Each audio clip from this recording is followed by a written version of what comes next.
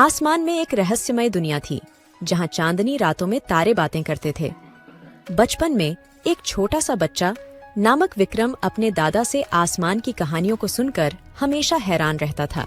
एक दिन उसने दादा से पूछा, दादा, क्या मैं कभी आसमान की यात्रा कर सकता हूँ? दादा हंसते हुए बोले, हाँ, बिल्कुल कर सकता है, पर तुझे एक अद्भुत ताकत की आवश्यकता है।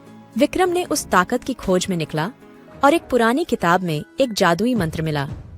जब वह मंत्र पढ़ता था, आसमान ने रंग बदलना शुरू किया और एक आकाशीय द्वार खुल गया।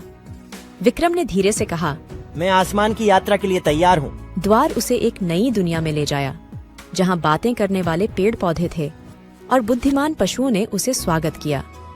वह एक महाराजा के सामने पहुंचा, जो उससे एक अजीब सी प्रतिष्ठा मांगी। विक्रम को थोड़ी देर तक सोचने में लगा और फिर उसने कहा, महाराजा, मैं आपको अपने गांव की आदतें सिखा सकता हूं, जो आपकी दुनिया को और भी रंगीन बना सकती हैं। महाराजा ने मुस्कुराते हुए कहा, ठीक है, तुम्हारी योजना को मैं मानता हूँ। विक्रम ने एक अद्वितीय बीज बोया और वहां से एक नया पौधा उगा। वह पौधा न सिर्फ फूलों से भरा हुआ था, बल्कि हर एक फूल एक अलग अलग रंग में था।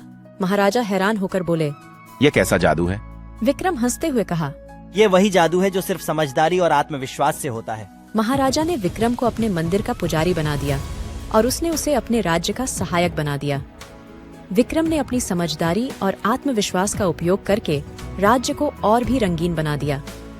एक दिन महाराजा ने विक्रम से कहा, तूने मेरे जीवन को बहुत रंगीन बना दिया है।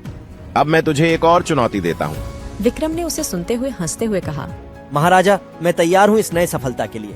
महाराजा ने बताया, तूने अपने आत्मविश्वास की शक्ति से यह साबित कर दिया है कि हर मुश्किल और चुनौती को तूने पार किया है। अब तूने दिखा देना है कि तू अपनी सफलता को कैसे बनाए रख सकता है। विक्रम ने नए कार्य की ओर प्रगति करते हुए कहा, महाराजा, आपकी आशीर्वाद से और मेरे आत्मविश्वास से मैं यह साबित करूंगा कि जब तक आप होंगे, हमारी दुनिया हमेशा रंगीन रहेगी। महाराजा ने हंसते हुए उसे गले लगाया और राज्य का सबसे महत्वपूर्ण उपहार स्वीकार किया, एक जादुई ताकत से भरी हुई बोतल।